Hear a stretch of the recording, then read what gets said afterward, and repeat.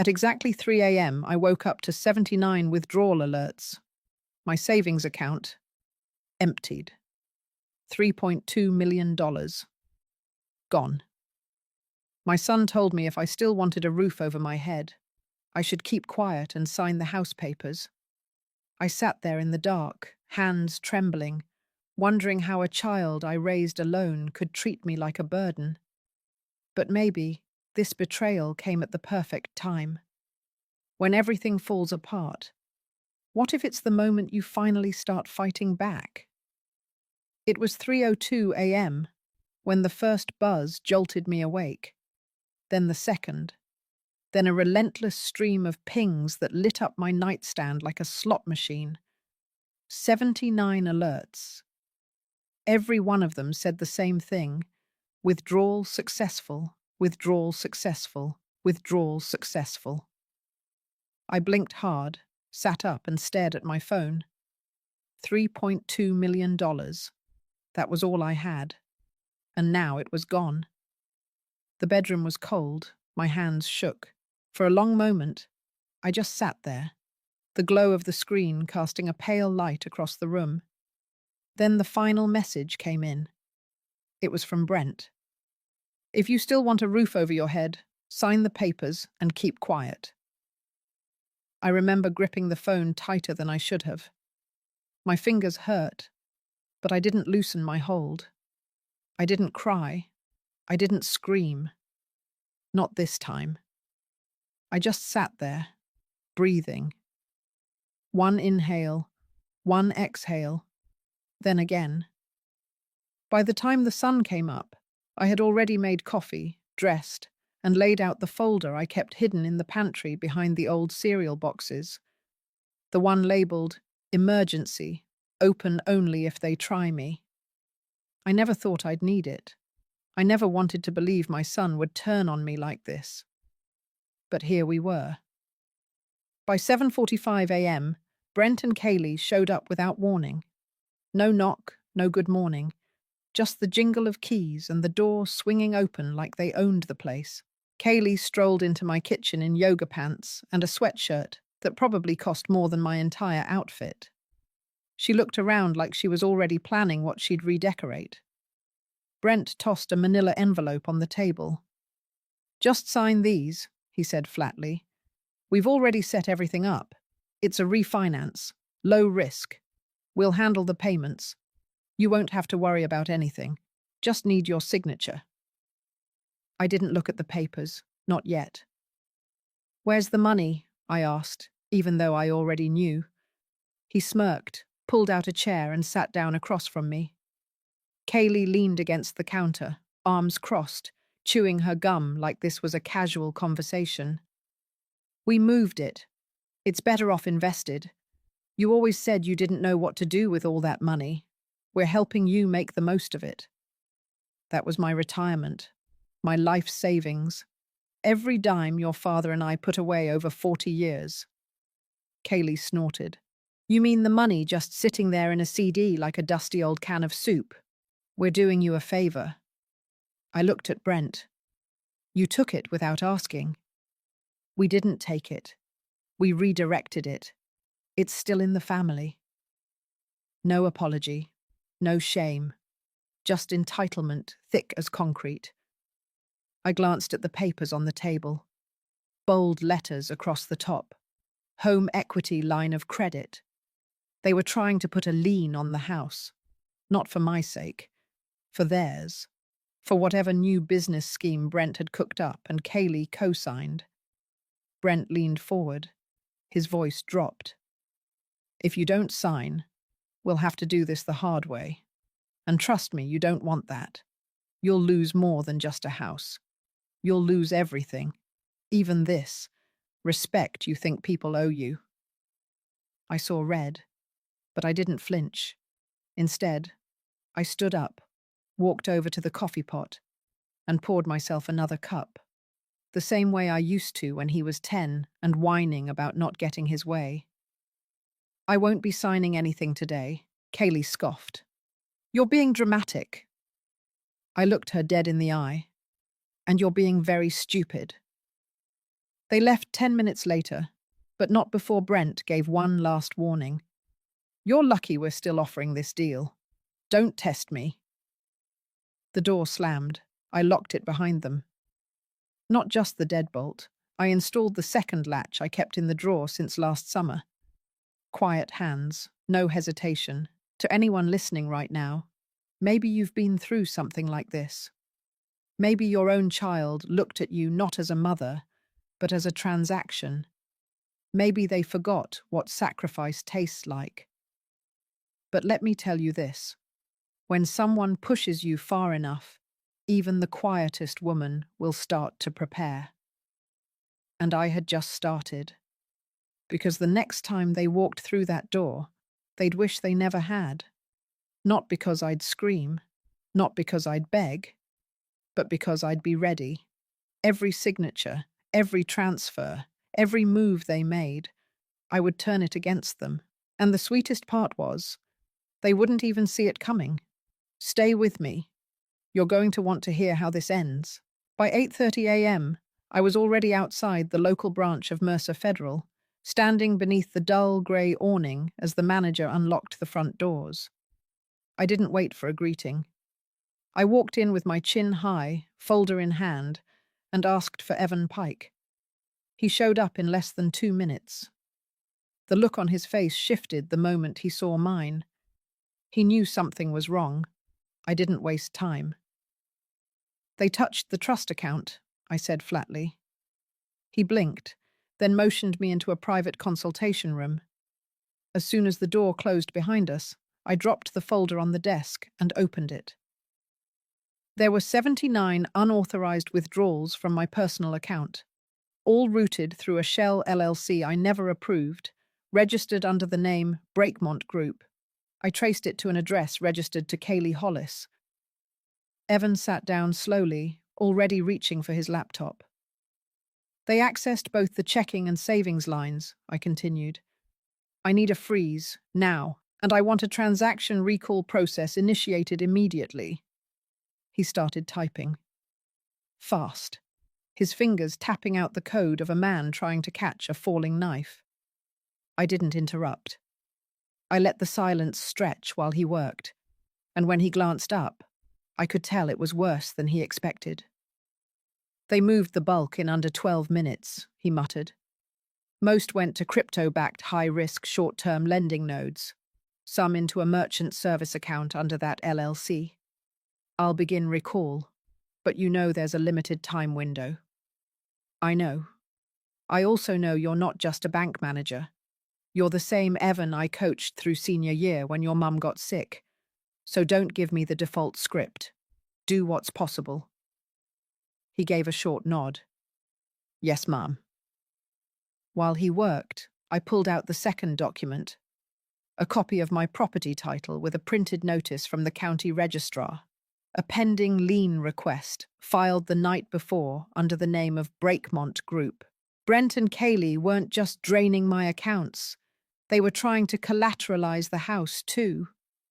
"I want that lien blocked," I said. "That's a matter for the county," Evan replied, his voice tight. "But if you've got proof of fraud, I can help initiate an alert on title activity. It'll put a hold on any transfer attempts." I signed whatever he slid across the table. My handwriting was calm, steady. The adrenaline had burned away the panic. All that was left was cold, clean resolve. By 9:10 a.m., I was in the office of Leah Winters, community legal advocate, small office near City Hall. I knew her from 2 fundraisers years ago, back when her mother and I volunteered at the same shelter. Leah didn't ask for small talk. "They moved your funds using falsified documents," she said after reading through the folder. "And they're leveraging an identity manipulation clause from a power of attorney Brent slipped in a year ago. You remember signing anything like that?" "I remember Brent bringing me a health insurance renewal packet last summer. Said it was Medicare supplemental paperwork. I signed it without reading." "That's where he buried the authorization," she said. "Classic embedded clause tactic, hidden in plain sight." "What can we do?" I can start the motion to revoke the POA and file for injunctive relief on the property lien. But the best weapon right now is visibility. We bring this to light, make them accountable in public before they bury you in more paper. I nodded. Then we bring it to light. Do you have witnesses? People who've seen how they treat you? Better, I said. I've got neighbors who lent them money and never saw it again. Leah's eyes lit up like someone handed her a loaded camera at a crime scene. Good. We'll start there. By 10:30 a.m., I had sent 3 text messages, one to Mrs. Dupree, who ran the neighborhood council, one to Angelo, who Brent owed $6,000 for a busted renovation job, and one to Sharon, who once caught Kaylee switching out price tags at a boutique charity sale. The replies came in fast. We've been waiting for this. Tell us where to be. Leah prepared a formal document for County Title Services, citing suspected fraud and requesting an immediate freeze pending legal review. Evan sent confirmation that the account was locked and recall procedures were underway, though no promises could be made. At noon, I returned home. The house was quiet, like it had exhaled after a long-held breath. I moved through it slowly, checking windows, doors, locks. Reinforced the side entrance, took down the spare key under the garden rock. I set up the printer, scanned all documents into 2 encrypted folders, and saved them across 3 USBs. One went in my purse, one into my bank safety box. One I slid into a manila envelope labeled, "Open if I go quiet." By 12:45 p.m., a courier arrived at the front door, envelope in hand. It was from Brent. Inside was another set of papers, even more aggressive than before. This time, it wasn't just a refinance request. It was a quitclaim deed. They wanted me to sign the entire property over to Breakmont Group. No discussion, no conditions, just surrender. I didn't even flinch. Instead, I picked up the envelope, carried it to the backyard grill, lit a match, and burned it, 1 page at a time. That afternoon, I placed a call to Mrs. Dupree. "I'm requesting a neighborhood council emergency session," I said. "We haven't done one since the flood in 2012, she replied. "Well," I said, watching the last of the smoke curl from the fire pit, "I think this might be bigger." She didn't ask for details. Meeting confirmed. Tonight at 7. I hung up and went inside to change. By 6:45 p.m., my folder was reorganized, printed, indexed, color-coded. By 7 o'clock p.m., and I would be standing in front of 27 people, neighbors, witnesses, former friends of Brent, tired eyes who had given too much to people who gave nothing back. And for the first time in years, I felt no fear, only calculation, cold and clean, the kind that comes when a woman knows she's got the truth, and that soon the whole world will know it too. By 6:58 p.m., the folding chairs had been arranged in a tight semicircle on Mrs. Dupree's driveway. A plastic folding table sat at the front, draped with a blue tablecloth, and the neighborhood bulletin board leaned against the garage door, covered in flyers from the past 3 months. A single fluorescent lamp buzzed above, casting a harsh white light across everyone's faces. I stood behind the table, holding a clipboard and a stack of documents. Brent and Kaylee weren't here, not yet. That was fine. This wasn't for them. This was for the people who had lived on this street for 2, 3, even 4 decades. The people who had given Brent odd jobs, trusted him with keys, lent him money, vouched for him. Now they were here because I asked, not out of pity, not even out of loyalty, but because deep down they had seen something, and they were ready to name it. Mrs. Dupree called the meeting to order. No small talk, no gossip, just the agenda. community concern regarding potential fraud, abuse of trust, and protection of neighborhood integrity. I took a breath, then began. Yesterday morning, 79 withdrawals were made from my savings account. The total was over $3 million. The transfers were directed to a company that does not exist on paper in any legitimate capacity.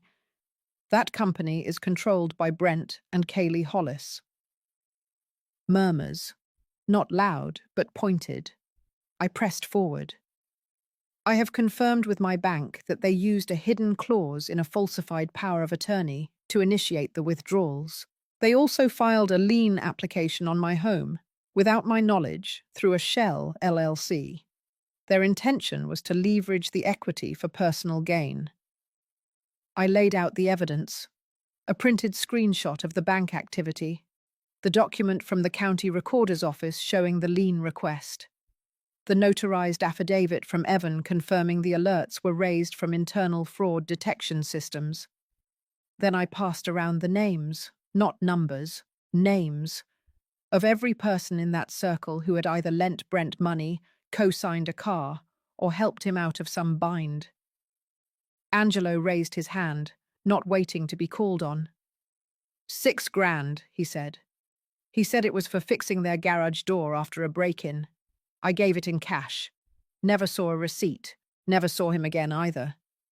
Sharon spoke next. They used my boutique's tax ID to apply for a business grant. I didn't even know until I got audited. I thought it was a mistake. Maggie, who rarely spoke at these meetings, leaned forward. I drove Kaylee to a notary once. She said it was for a car title transfer. I remember because she used my phone to check an address. That same number is listed on this document. I looked around the circle, letting the weight of their own connections settle in. This isn't about me being their mother. This is about a pattern, one that started small and private, and now they've taken it to a level that threatens not just my home, but this community's reputation, our trust. Then I played the audio, a short clip. From the morning they came into my kitchen, Brent's voice, sharp and cold. If you still want a roof over your head, sign the papers and keep quiet. The room fell silent. I paused the recording. They think no one will stop them. They think being family protects them from consequence. I'm here to prove otherwise. Mrs. Dupree cleared her throat. This council will draft a letter to the county recorder's office in support of your fraud claim. We will also sign a statement as a witness group, should this go to court. No objections, not one. At 7:31 p.m., I left that meeting with 26 signatures and 3 notarized testimonies. Leah was waiting in her car down the street. I handed her the documents through the window. We've got momentum, she said, flipping through them. They won't know what hit them. I nodded once, then turned and walked back to my house. By 8:10 p.m., Brent pulled into my driveway, alone. He didn't bother knocking. He used his copy of the key. I stood in the hallway as he walked in like nothing had happened. You had no right to embarrass us like that, he said. I didn't answer. I just watched him as he paced the living room. His hands were twitching, his jaw clenched. We were handling things. You turned this into a circus. You think you're smart, dragging the neighbors into it. I stepped forward. You signed my name without consent.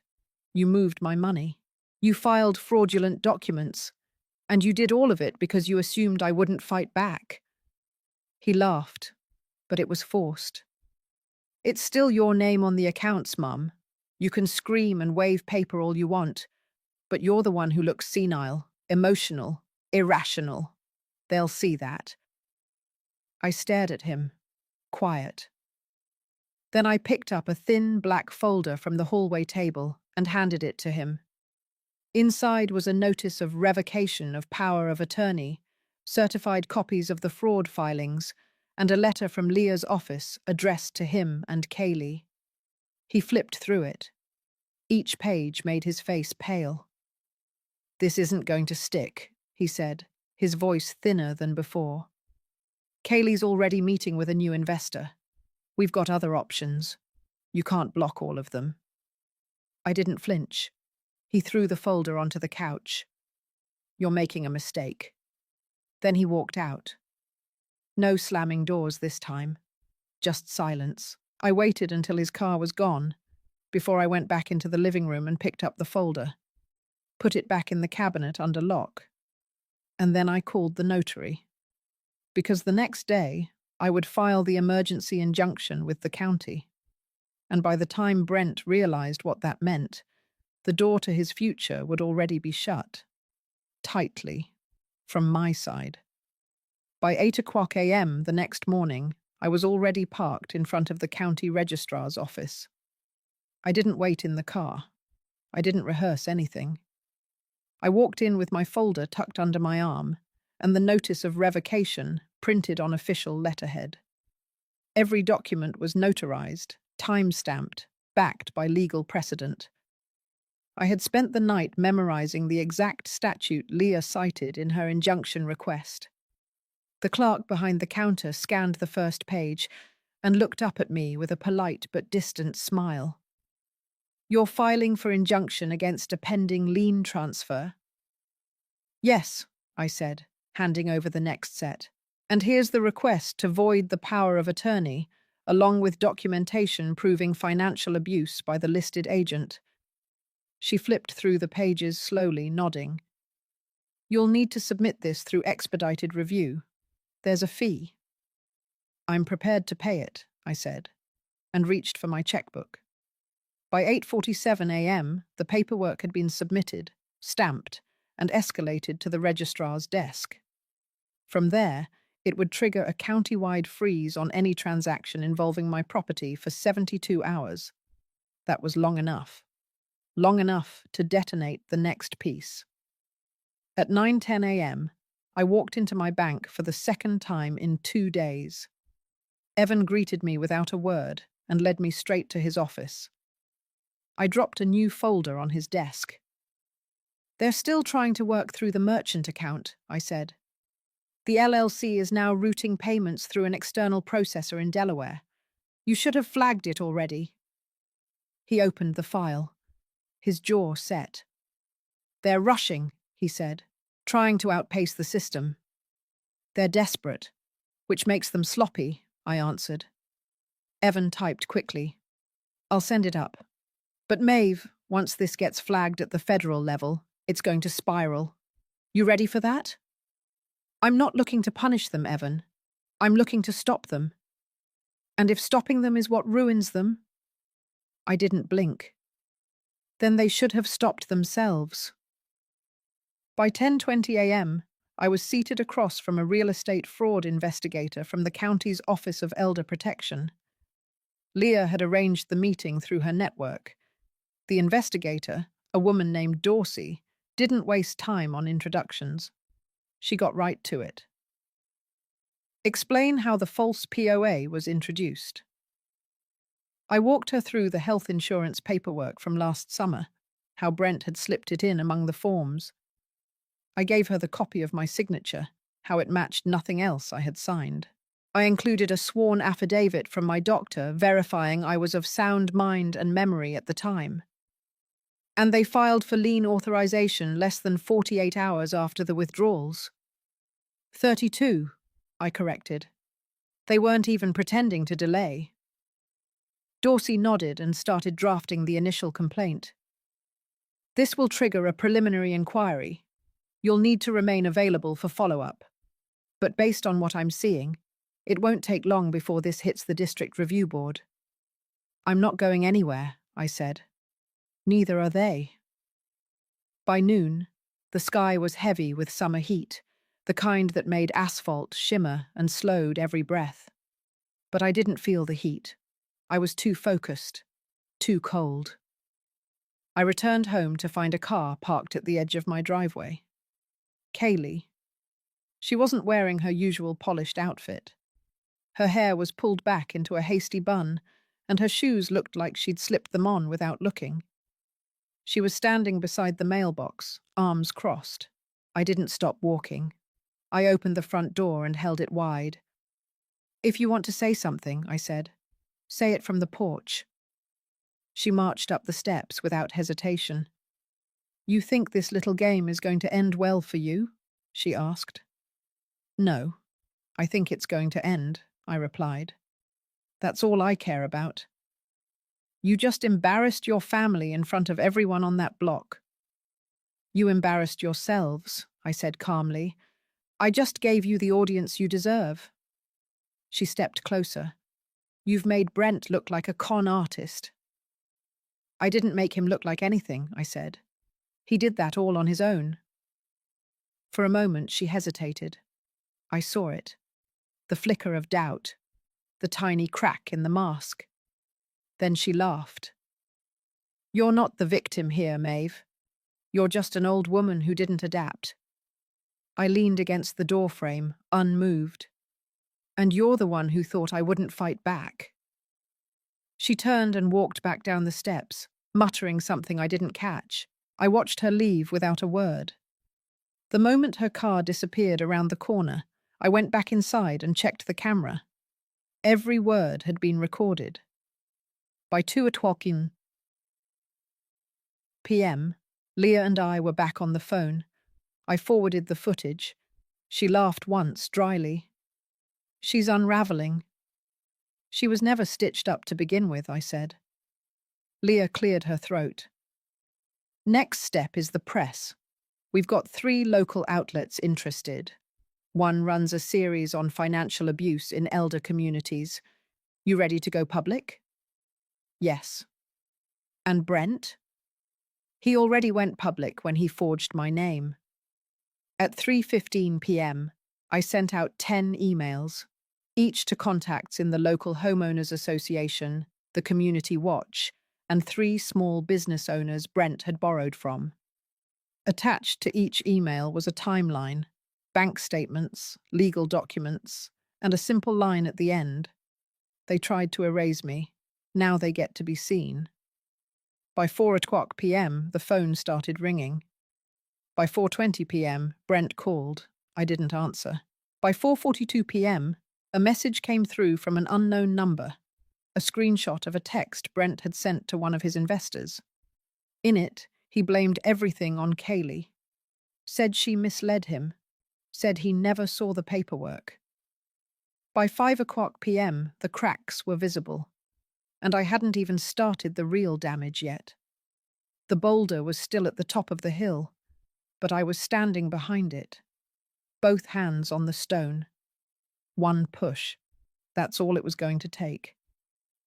By 6:30 a.m. the next morning, I was already dressed, seated at the kitchen table with my laptop open and 3 documents printed, clipped, and lined up with military precision. The coffee was still hot. I hadn't slept. Not really. I didn't need rest. I needed results. Leah texted first. The injunction had cleared the registrar's internal legal check. The lien was frozen. Brent and Kaylee wouldn't be able to touch the house unless they tried to break the law in broad daylight. But that wasn't the finish line. That was only the lock. Now came the key. I started with the presentation. A short deck, 5 slides. Title: Protecting Property, Preserving Integrity. It sounded like a neighborhood watch safety session. That was the point. Keep it clean. Keep it official. But every slide would show the truth. Real transaction receipts, dates, signatures, paper trails, not a single word of opinion, just documented reality. At 8:00 a.m., I called Angelo. "I need your statement printed and signed." He didn't hesitate. "You want it emailed or dropped off?" "Both." By 8:15 a.m., his scanned affidavit was in my inbox. Brent had taken $6,000 from him under false pretenses, then ghosted him for 3 months. Signed and dated. Angelo had nothing left to protect. Brent had already burned the bridge. At 9:00 a.m., Sharon sent over her report. The business tax ID theft. screenshots of the IRS audit letter, even a voicemail from Kaylee, panicked and vague, claiming it had all been a mix-up with accounting. Every detail came together fast. Everyone who'd once held their tongue was now ready to speak. At 10:45 a.m., Mrs. Dupree called. She had printed copies of the signed witness list from the emergency council meeting. All 26 names. She had also invited 3 other residents who hadn't attended, but now wanted to submit separate letters. The ripple was spreading. By 11:30 a.m., I was sitting in front of Leah again. Her office smelled like lemon disinfectant and quiet vengeance. She stapled the last of the statements and locked them in a thick legal folder. "You've got more firepower than most civil trials walk in with," she said. "One more piece and we're ready to go public." I nodded. "The bank acknowledgement?" She opened her drawer and pulled out the notarized confirmation. Evan's signature at the bottom. Internal fraud confirmed. Transaction recall pending. It was official. "All right," she said. "What's next?" I looked her straight in the eye. "We go public, and we make sure Brent and Kaylee are standing right in the middle when it explodes." At 1:00 p.m., I called Mrs. Dupree again and requested another meeting. Not on her driveway this time. The community center, a formal venue, printed flyers, sign-in sheets, speaker list. She agreed instantly. "Title?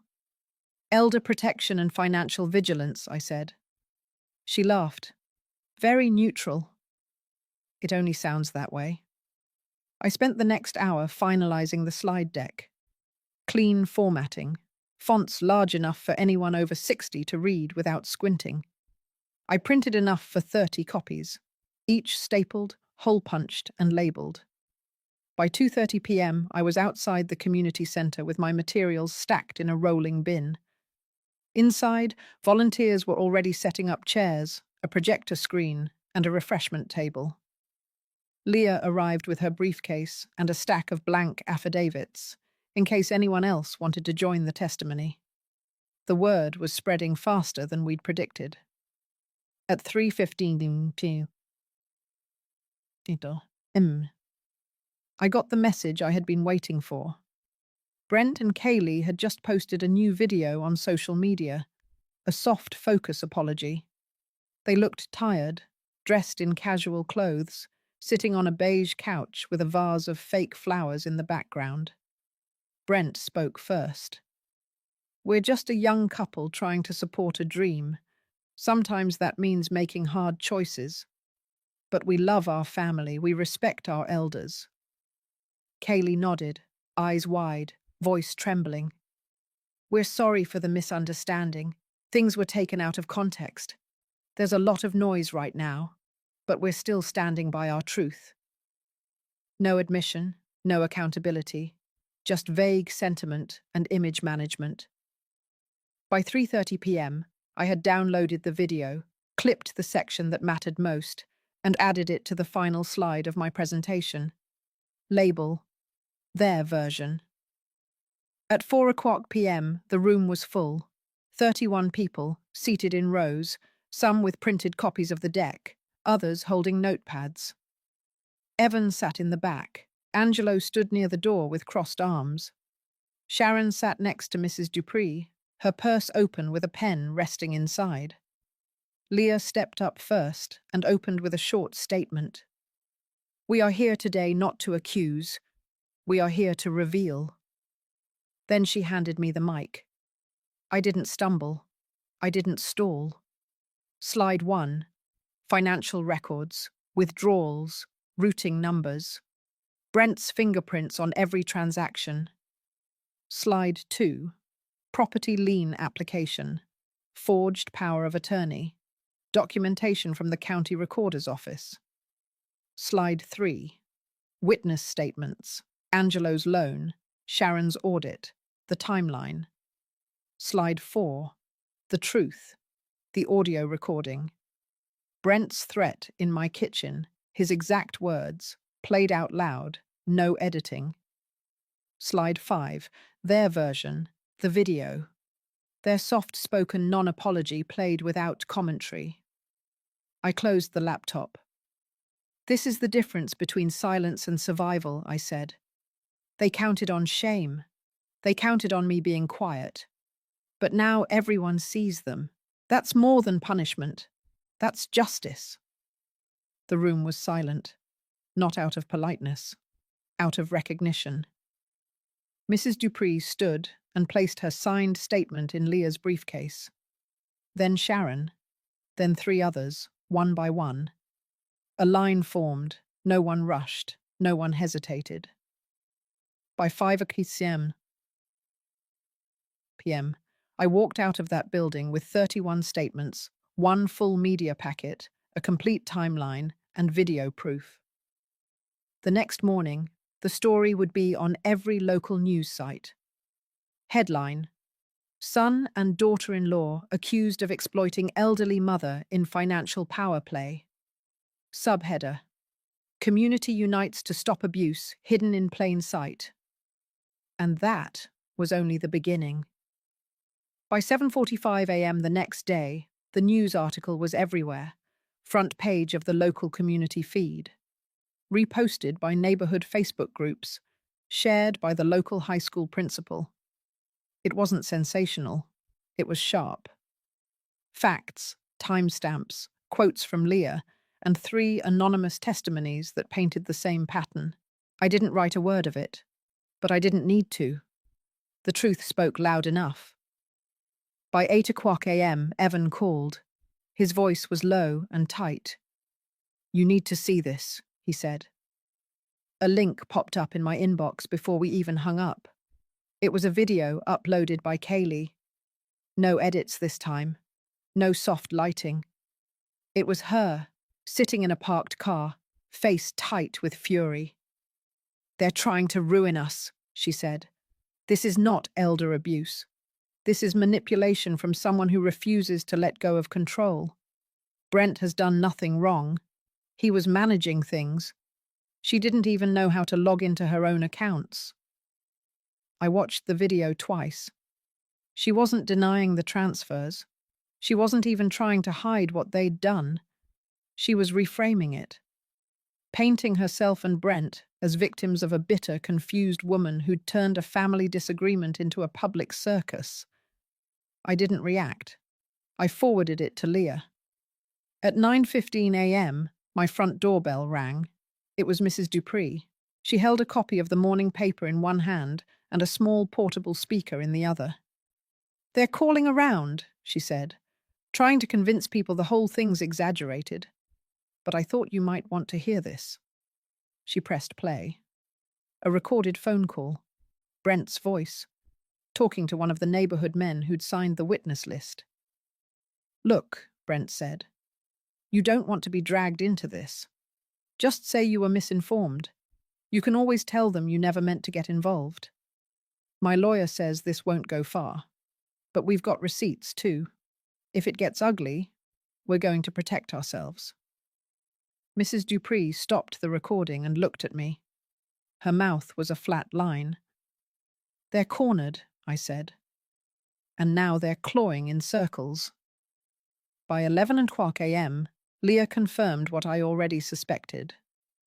Kaylee had attempted to contact the registrar's office with a statement claiming the lien freeze was based on falsified information. She'd used a secondary attorney to try and bypass the flagged record. It didn't work, but it showed their desperation. Leah had already contacted the County Fraud Task Force. She said the investigator, Dorsey, was reviewing everything now and planned to escalate it by end of week.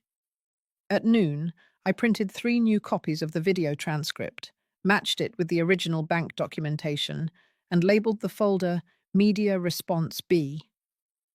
I wasn't interested in feeding the fire, but I wasn't going to let them control the narrative.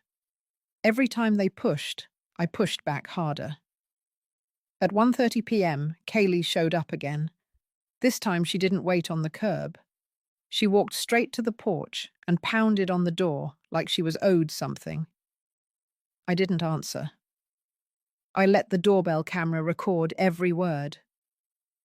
"You think this is going to end well for you," she said through clenched teeth. "You're burning down your own family." She paused, like she expected me to speak. I didn't. "You've lost your mind, Maeve. You think they care about you now. These people, the ones clapping in those little meetings. They're going to move on, and you'll still be alone, just like always." She stepped back, spit on the porch, and stormed off. By 2:15 p.m., I had uploaded the footage into my backup drive, sent it to Leah, and added it to the log. Every piece mattered now, not for court, for protection, for precision. At 3:00 p.m., Evans sent another update. "The Breakmont Group merchant account has been frozen. Federal compliance flagged the routing structure. Kaylee's name is all over it." Then 10 minutes later, the second message came in. "Investor funds were tied into the account. There's going to be fallout." By 4:00 p.m., I knew what that meant. The people Brent had promised profits to, those quiet backers who never asked questions, were now looking for answers. The kind with numbers, the kind with accountability. Brent had built a fantasy on borrowed names and fake paperwork. Now the pillars were crumbling, and the weight was too much. I didn't lift a hand. I didn't have to. At 5:15 p.m., I got a call from a number I didn't recognize. I answered, just once. The voice on the other end was shaking. "This is Jorge. I was one of the silent partners. He said you'd approved it all, that you were part of the paperwork." I didn't reply. I waited. "I just want to say, if this goes to court, I'll cooperate. I don't want to be dragged down in this." "You already are," I said calmly. "But that doesn't mean you can't climb out."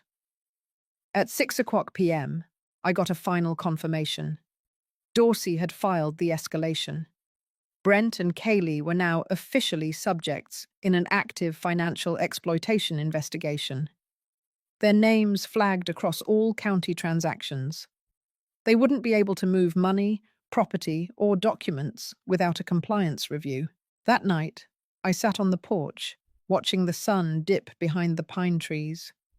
No wine, no celebration, just stillness. Because the loudest victories never come with cheers. They come with silence, with restraint, with the certainty that the damage is already done. And by then, the only question left for Brent and Kaylee wasn't whether they'd pay the price. It was how soon.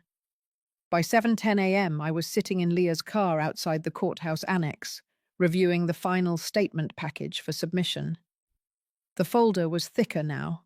New affidavits had come in overnight, including one from a local notary who claimed Kaylee had pressured her into signing without full identification. It wasn't just reckless anymore. It was criminal. Leah handed me a hard copy of the filing. "This is it. Once we deliver this, it triggers automatic review by the district attorney's office," she said. I signed the final page. Not with pride, with precision. At 8 a.m., the documents were officially submitted. The clerk didn't ask questions. The name on the complaint spoke for itself. Brent Hollis, Kaylee Hollis, Breakmont Group, LLC. All tied to suspected financial fraud, elder abuse, and intentional misrepresentation. Leah placed a small red tag on the folder and slid it across the counter. "We don't walk back from this," she said. "I didn't come this far to turn around," I replied. By 9:00 a.m., we were at the offices of the local Channel 5 affiliate. The producer had reached out the night before, asking for permission to air a segment on financial abuse, using my story as the centerpiece. I agreed, on one condition. The facts stayed factual. No spin, no softened edges. They agreed. The interview was fast, a clear-cut walkthrough. Leah joined me for the legal context, but I carried most of it myself. I spoke directly, no tears, no guilt, just the timeline, the money, the forged documents, the neighbors who stepped up, the system that worked when it was challenged. At 10:20 a.m., the producer showed us the preview cut. I approved it with a nod. "Prime slot," he said, "runs at 6 tonight." "Let it run," I told him. "Let them watch it in silence." By 11:15 a.m., I was back home, organizing the copies for the press kit Leah would drop off to the district office. As I slid the last sheet into the folder, my phone buzzed. Evan. "They're here," he said. I stood still. "Brent and Kaylee just showed up at the branch," he continued. "They're asking questions about your account access. Security has been alerted. No breach, but you should know. They're panicking." "They should be," I said. "Thank you for the heads up." By noon, I had confirmation from Leah that the county's Elder Protection Task Force had scheduled a formal in-person interview with both Brent and Kaylee for the following morning. Not optional, not informal. An official interrogation with legal implications, and they didn't even know it yet. At 1:15 p.m., Brent showed up at my house. He parked crooked in the driveway, left the engine running, and didn't bother knocking. Just stood on the porch and pounded on the door with the side of his fist.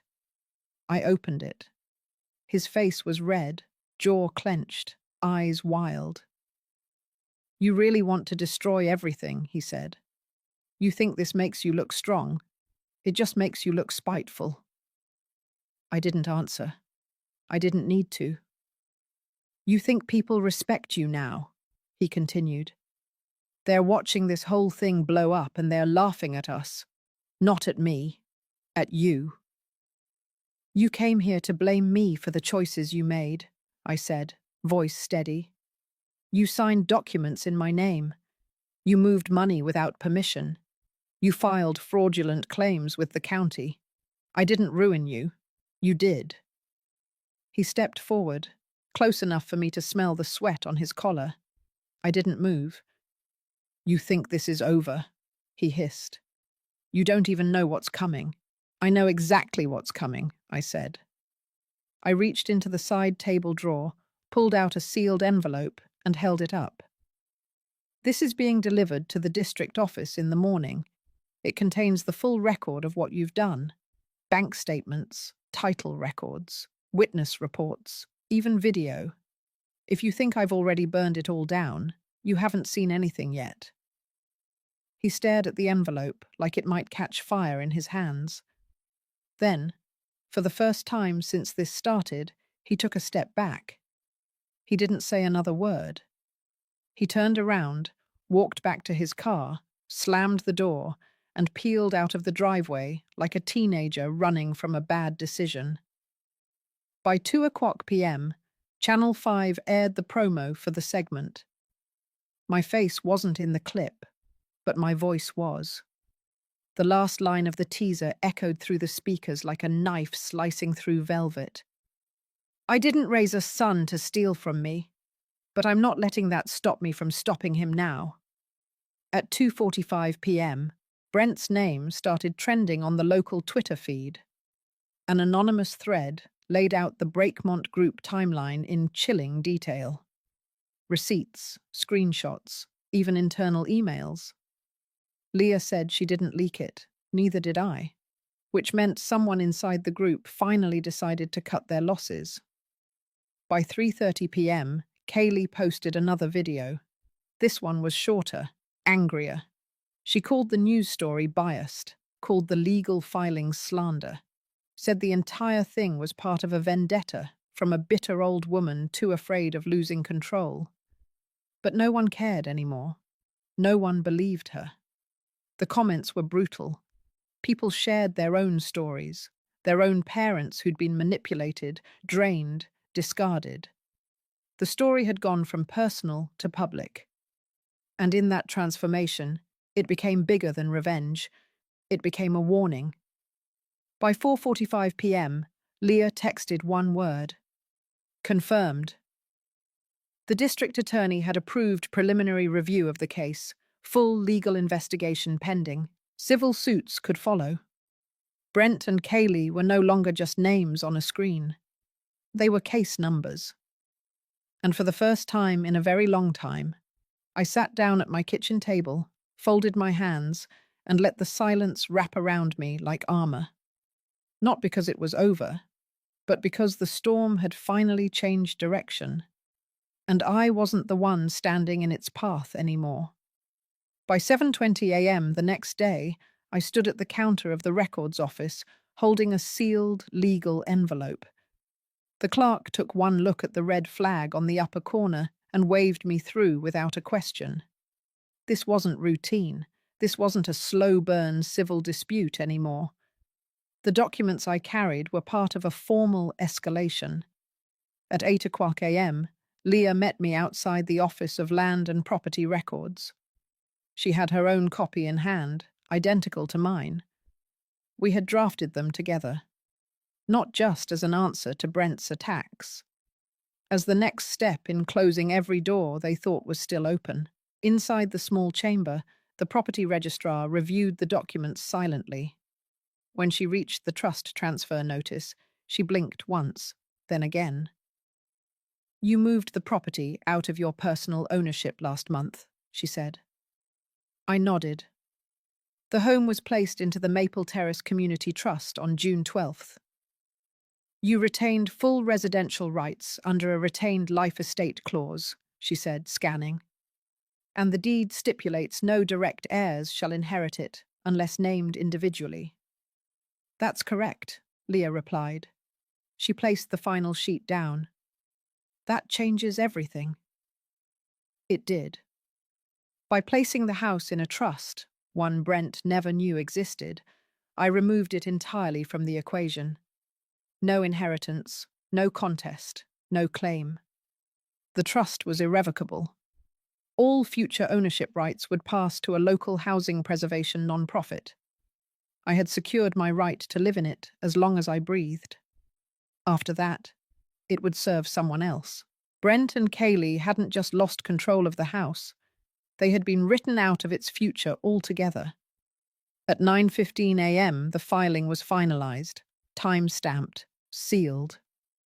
Leah walked the original into the district clerk's archive room for backup logging. I didn't wait around for applause. At 10 a.m., I was back home, seated at the dining table, pulling out my older estate documents from the bottom drawer. I spread them out carefully, reviewing each one. The original will, the health directive, the outdated power of attorney. I began shredding them one by one. Then I pulled out the new documents, clean, finalized, notarized. Brent's name wasn't on a single page. Kaylee's didn't exist. I had replaced my executor with the director of the housing non-profit. I had reassigned my emergency medical agent to my old friend Dana, a retired nurse who had stood by me for 2 decades. I had listed my modest savings account under a new designation, the Maeve Hollis Grant for Elder Legal Aid. Let them fight over a pile of ashes. At 11 a.m., I received an email from Evan. His bank's legal division had filed a formal fraud report with the Office of the Comptroller of the Currency. The routing information from the Breakmont Group account had triggered internal risk protocols. Brent and Kaylee's access had been frozen indefinitely. No appeals, no workaround. At 11:47 a.m., Kaylee tried to call me. I let it ring. She called again at noon, this time from a different number. I silenced the call and saved the voicemail. Her voice was breaking, but not from regret, from rage, from the weight of realizing she had played the wrong hand too long. By 12:30 p.m., I had everything boxed, every file, every printout, every legal notice sorted and labeled. One copy stayed in the home. One went to the attorney. One into the hands of Leah.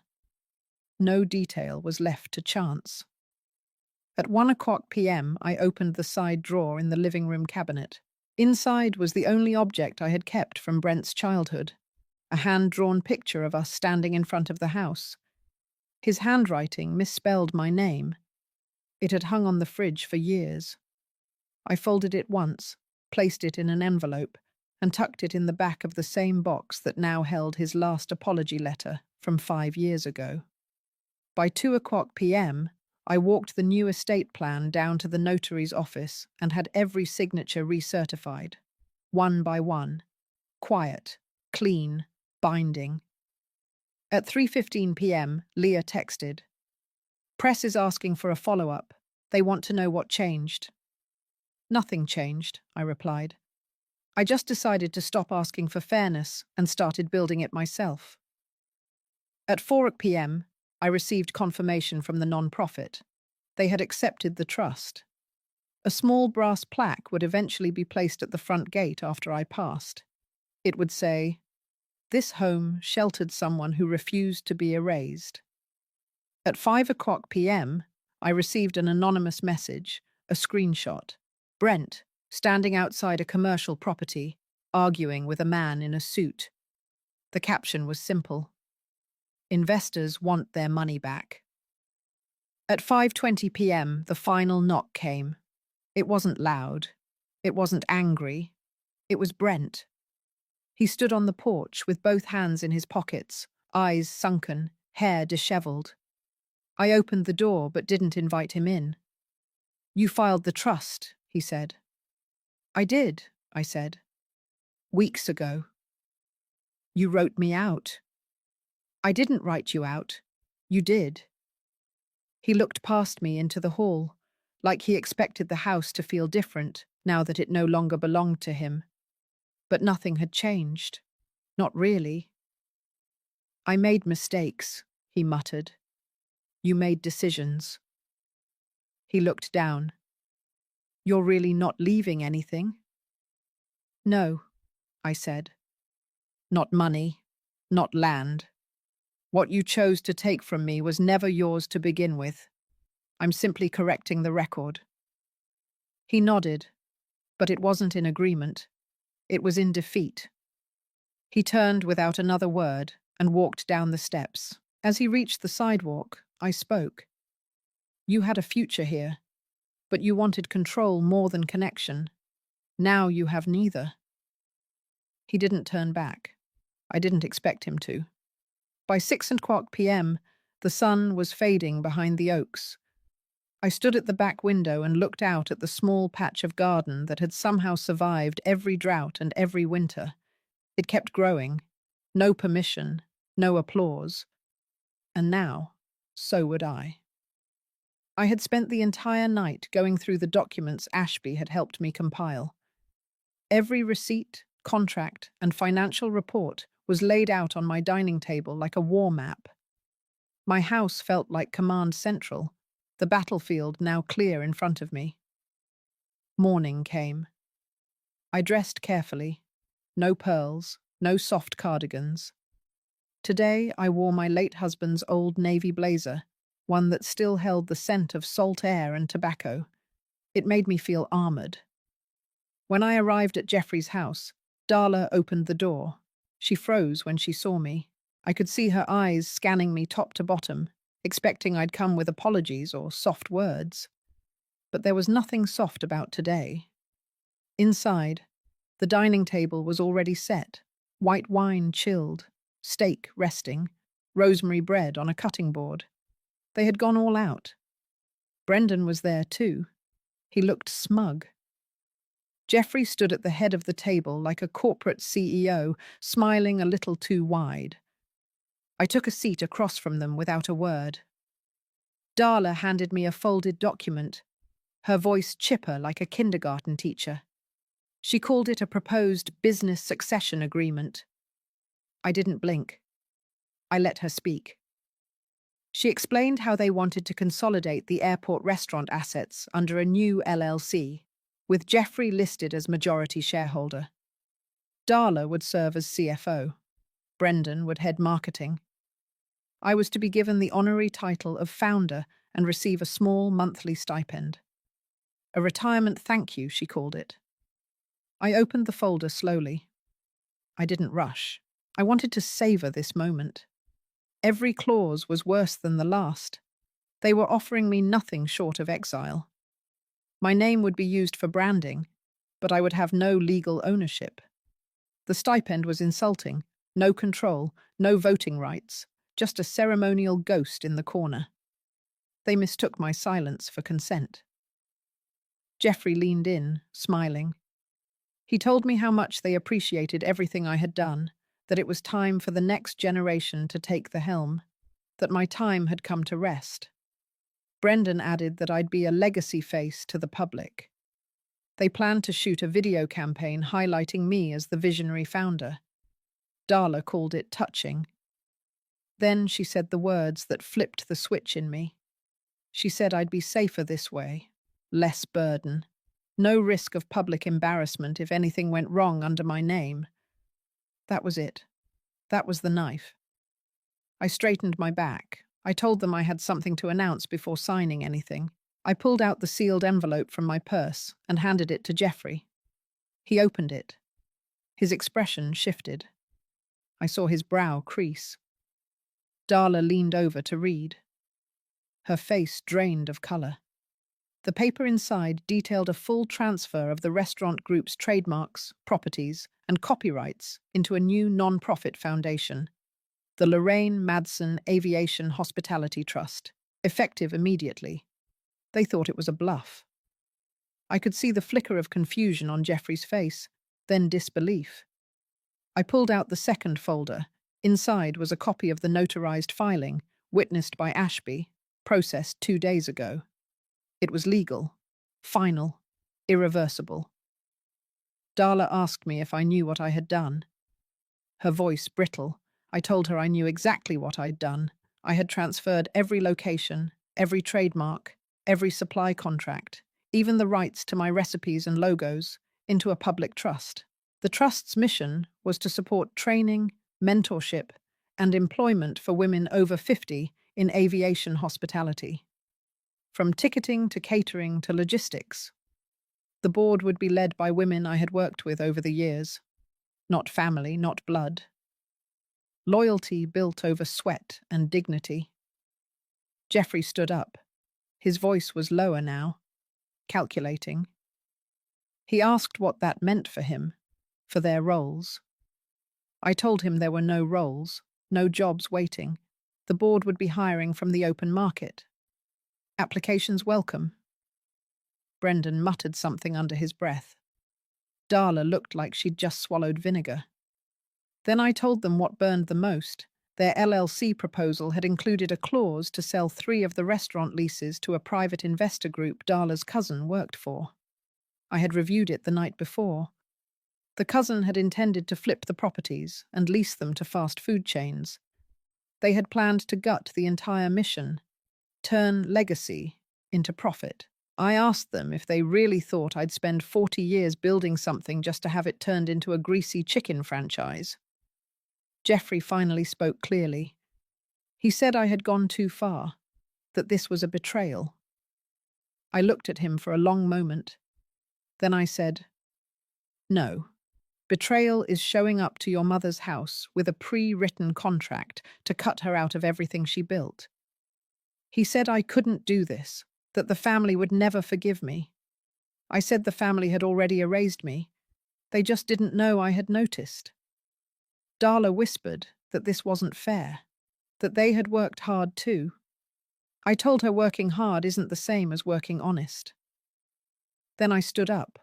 I took the folder with me. I left the wine untouched, the steak uneaten. On my way out, Brendan followed me. He asked if there was anything he could do, if there was still a place for him.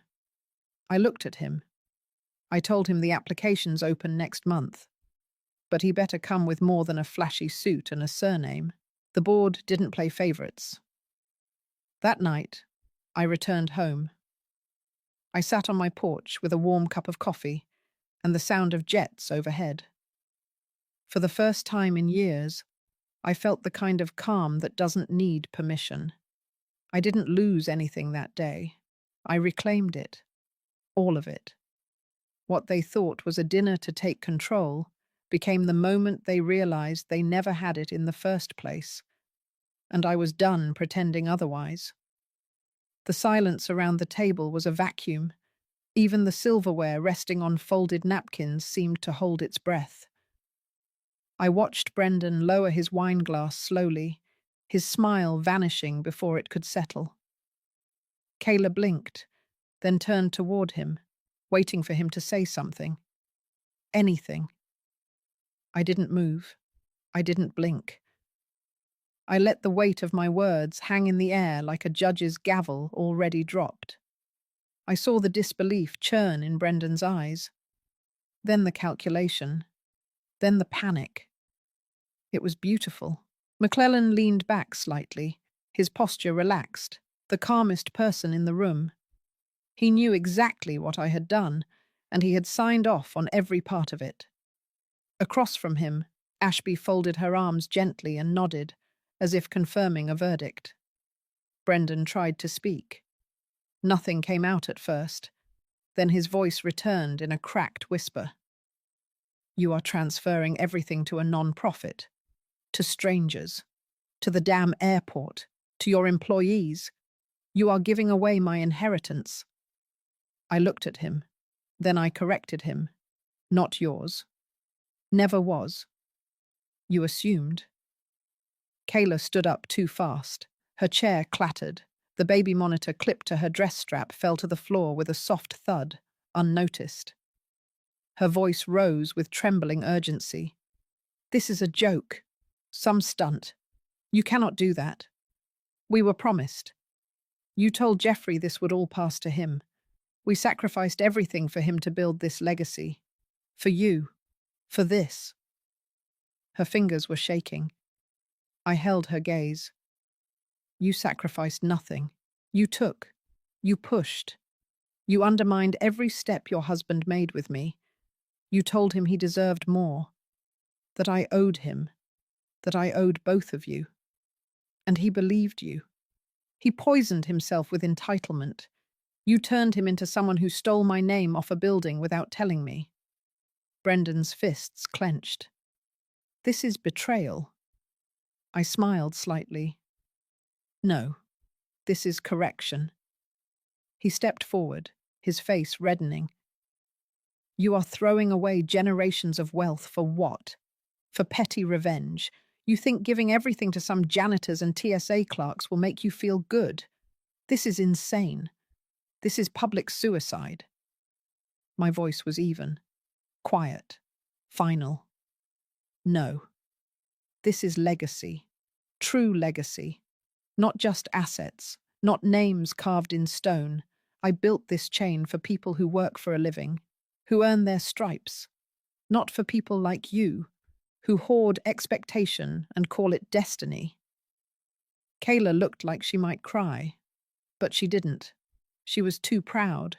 Instead, she glared at me with something darker than rage, something sharp, calculating. You think this ends here? You think a signature scares us? We will challenge this. Every clause, every penny. We'll drag your name through every court in the state. You won't have peace. You won't have anything left when we're done. Ashby stood, her tone cutting through the room like glass. You would be wise to read the terms before making threats. The transfer has already gone into effect. The new foundation has legal standing. The business valuation was completed. IRS filings submitted. There is no loophole. Your name is not on a single contract. You were never entitled. Brendan stared at her like she had just spoken another language. I saw the last of the illusion crack across his expression.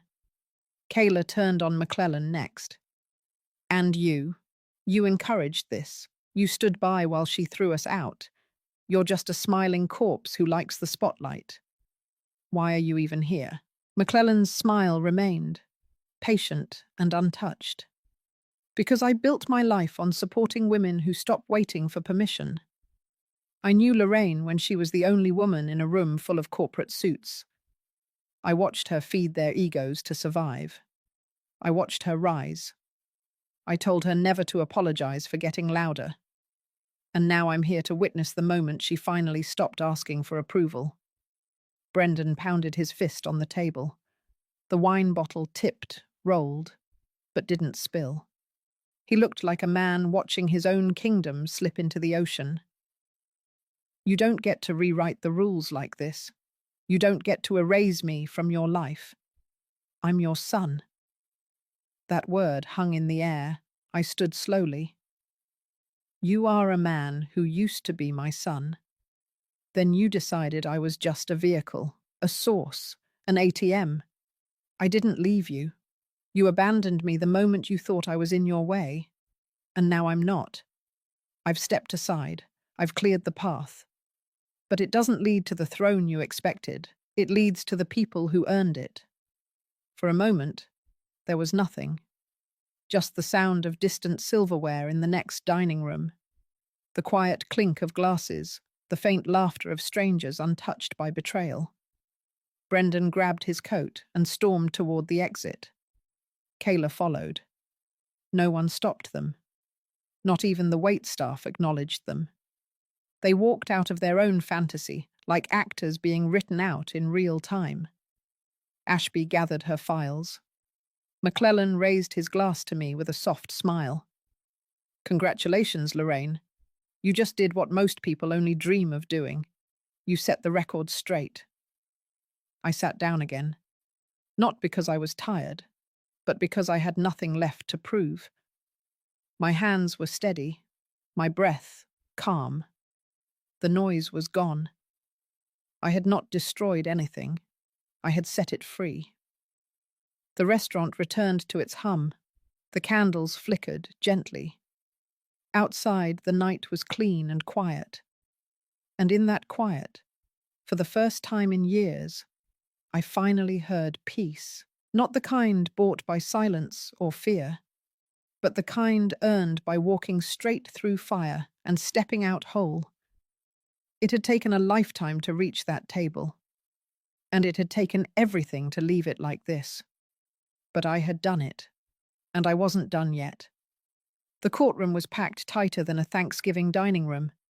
News cameras rolled from the back. The judge tapped his gavel to settle the tension, and Brendan sat in the defendant's chair, lips tight, hair slicked back, wearing that same smug confidence he used to throw around the dinner table. I didn't flinch. The prosecutor opened with a calm but cutting tone, reading aloud the list of assets Brendan had transferred under my name without consent. It wasn't just the vineyard or the mineral rights. It was the credit lines, the fabricated signatures, the unauthorized loan application for a $2 million expansion on the west lot, using me as collateral. My name. My legacy. I looked over and caught a glimpse of Kayla seated behind him. She wore a muted green blouse, hands folded in her lap, expression unreadable. But not once did she meet my eyes. The first witness was Martina. Dignified as ever, she stepped forward with her notebook of documented timestamps, email logs, and security footage from the farm office. One by one, she outlined the digital trail Brendan had left behind, how he'd forged my e-signature using a software called Signify Pro, which, thanks to her digging, had already been subpoenaed. Martina held up a printed screenshot of the dashboard. Every login from Brendan's IP, every access time. The audience gasped. I leaned back, calm. The truth, at last, was louder than their lies. The defense tried to interrupt. They claimed it was a family misunderstanding, a matter of poor communication, that Brendan had been managing the property with verbal consent from his mother, that it was simply a case of misfiled paperwork. But then came the footage. The projector whirred, and the courtroom dimmed as a clip from 3 weeks ago played. Brendan stood in my private study, whispering into his phone. The audio was grainy but clear enough. He said, "If she ever finds out what I pulled with the mineral contract, I'll just say she's confused. I'll bring up her medication again. I didn't blink. The jury did. A collective silence settled like a curtain falling over the room. Next, the lawyer brought up the updated will, signed, notarized, and submitted to the county office just days before Brendan tried to have me declared mentally incompetent. The notary was called in. She testified that I was lucid, thorough, and completely aware of every clause, especially the one that transferred voting rights over the estate to a charitable trust if my mental health was ever challenged without merit. And Brendan had walked right into that clause, blind and greedy. At that point, his posture changed, shoulders curled inward, one hand gripping the side of the table. His lawyer whispered furiously beside him, but the unraveling had begun. I looked down briefly at my lap, where I clutched a folded piece of paper. It wasn't evidence, just something I kept with me. A letter from my late husband, written long ago, reminding me that a family name meant nothing without honor behind it. I had nearly forgotten that truth. Nearly. Kayla was called next. I expected defiance, maybe tears, but instead, she walked stiffly to the stand, not looking at anyone. She admitted to witnessing Brendan's handling of my finances. She admitted to knowing about the hidden accounts. She tried to claim she didn't participate directly, that she was manipulated too. But the prosecutor had prepared for that. A second recording was played, a phone call between her and Brendan, recovered from a backup cloud account tied to her phone. In it, she laughed and said, "Just tell your mom she misremembered. At her age, it won't be hard to spin it." That laugh. It was cold, and it chilled the entire room. No one spoke when the video ended, not even Kayla. The defense rested early, clearly scrambling. Their argument had crumbled. Every lie, every manipulation had been brought into the light. Then the judge turned to me. He asked if I had any final statement before the verdict. I stood slowly. My knees trembled slightly, not from fear, but from the weight of it all. I spoke calmly. I said I never wanted this. I raised my son with love, with hope, with the belief that integrity mattered more than inheritance, that family meant loyalty, not control. But when silence becomes permission and love becomes leverage, a mother has no choice but to stand. I didn't cry. I didn't beg for pity. I simply told the truth. The judge nodded. The jury was dismissed for deliberation. 30 minutes later, they returned. Guilty, on all counts, fraud, elder abuse, forgery, identity theft, financial coercion. The sentence would be handed down the next day, but the message was already clear. Brendan didn't look at me when the verdict was read. He stared ahead, jaw clenched. Kayla, once so full of rehearsed charm, collapsed into herself. And I felt no joy, no gloating, only something quieter. Peace. As I stepped out of the courthouse, reporters swarmed, flashbulbs popped, microphones shoved toward me. I kept walking. Martina waited by the curb with her car idling. She didn't say anything, just opened the door and gave me a look that said everything. It was done. Not revenge. Justice. And as we drove back to the ranch, I watched the sky shift to dusk, colors softening above the vineyard hills. Tomorrow, I would wake up not as the woman betrayed, but as the woman who chose to rise. I stood near the steps of the courthouse as the early morning sun cut through the cold. The stone beneath my feet held the weight of every decision I had made in the last 6 months. A part of me expected to feel vindicated, triumphant, maybe. But as I watched Brendan and Kayla being led out by 2 officers, wrists cuffed, heads low, the feeling that washed over me was not glee. It was a quiet, bittersweet calm. The courtroom had emptied, But the echoes still rang. Kayla had broken down when the judge announced the charges: falsifying documents, wire fraud, elder abuse.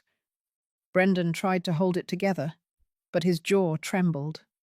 Neither of them had expected it to go this far. Maybe they thought I would drop everything once I saw them scared. Maybe they assumed I would cave. Again. But this time I didn't. Judge Halbert's voice had been clear, measured. His words carried more than justice. They carried consequence. And after all the manipulation, the backroom schemes, the lies written into legalese, this was the chapter where truth stood taller than power. Back at the house, Martina waited.